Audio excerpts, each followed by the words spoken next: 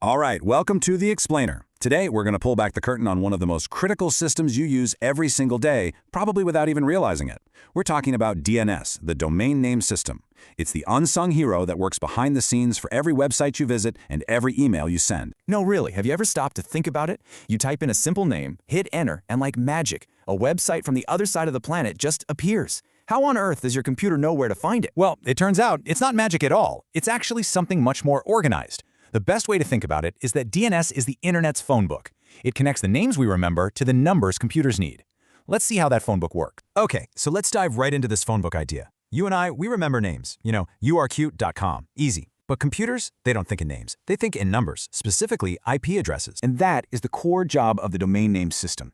It's a massive global translator. Its whole purpose is to take that human-friendly domain name and look up the matching numerical IP address. Can you imagine if we had to memorize long strings of numbers just to browse the web? Yeah, nobody wants that. So you might be thinking, hang on, a single phone book for the entire planet? That would have to be enormous and incredibly slow. And you'd be absolutely right, which is why DNS is so clever. It's not one giant book. It's a distributed, layered system. Think of it like a massive encyclopedia with many, many volumes. And get this. At the very, very top of this entire global hierarchy, there are just 13 of them. That's it. The whole directory for the internet is anchored by only 13 root server clusters.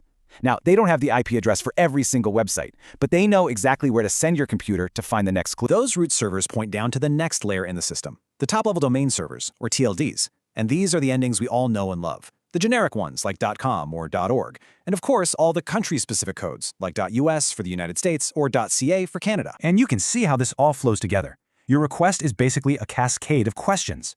Your computer first asks a root server, hey, where can I find the servers for .com? The root server points you in the right direction.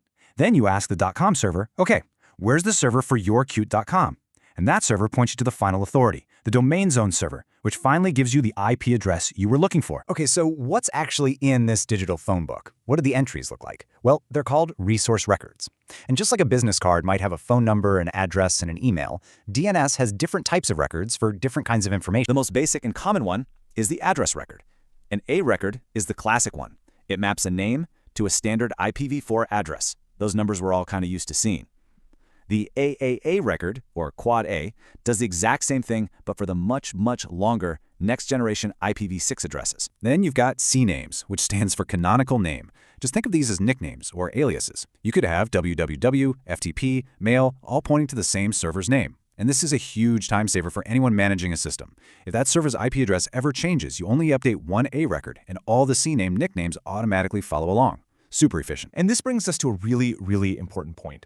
While these records are incredibly powerful, they are also fragile. A single typo, one wrong character in one of these records could take a website or an entire service offline for the entire world. This is definitely not a system where you want to be careless. So far, we've pretty much been talking about websites, right? But DNS is doing some major heavy lifting for another service we use constantly, email. It's the invisible traffic cop that makes sure your messages end up in the right inbox. This is all handled by something called an MX record, which stands for Mail Exchanger. When someone sends you an email, their server first does a DNS lookup and asks, hey, what's the MX record for this domain? That record points to the exact mail server that's supposed to handle the email. And just like that, the message is on its way. Simple, but totally essential. Okay, now this is where things get really fascinating. Because DNS isn't just a directory. It's also become an invisible shield, a key part of the internet's immune system that helps protect all of us from spam and dangerous phishing attacks. First up in our security lineup is SPF, the Sender Policy Framework. The guest list analogy is perfect. A domain publishes a record that basically says, hey world, these are the only servers that are allowed to send email from me. If an email arrives claiming to be from that domain but comes from a server that's not on the list, it's a huge red flag. Next, you have DKIM. Think of this as a digital tamper-proof seal on an envelope. When an email is sent, it gets a unique digital signature.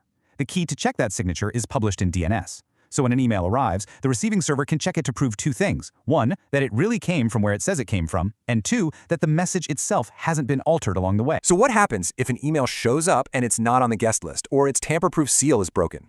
That's where DMARC comes in. It's the rulebook. The domain owner publishes a policy in DNS that tells all other mail servers exactly what to do with a suspicious email. Put it in the spam folder, or even better, reject it outright. And when you put them all together, you get this powerful security trio. SPF checks the location of the sender. DKIM checks the integrity of the message, and DMARC provides the policy for what to do about failures. It's an incredible multi-layered defense system, and it's all built right into DNS. And you know what's really cool? None of this is some big secret. You can actually become a DNS detective yourself and look at these records for any domain you want using tools that are probably already built into your computer. If you're on a Mac or a Linux computer, you can open up the terminal and use the dig command. You just type dig, a domain name, and then txt to see its text records. You'll probably see that SPF record we were just talking about, along with other verification records. And if you're on Windows, don't worry, you've got a tool too. It's called NSLookup. It works in a really similar way. Firing up these tools is a fantastic way to peek under the hood and see how the internet is actually put together. So when you step back, you see DNS for what it truly is. It started as a simple phone book, but it's evolved into this complex, layered, global system that's also a crucial part of our security. It really is a perfect example of the invisible infrastructure that makes our modern world possible. And it makes you wonder, what other hidden systems are out there working perfectly in the background that we depend on every single day without ever even knowing their names?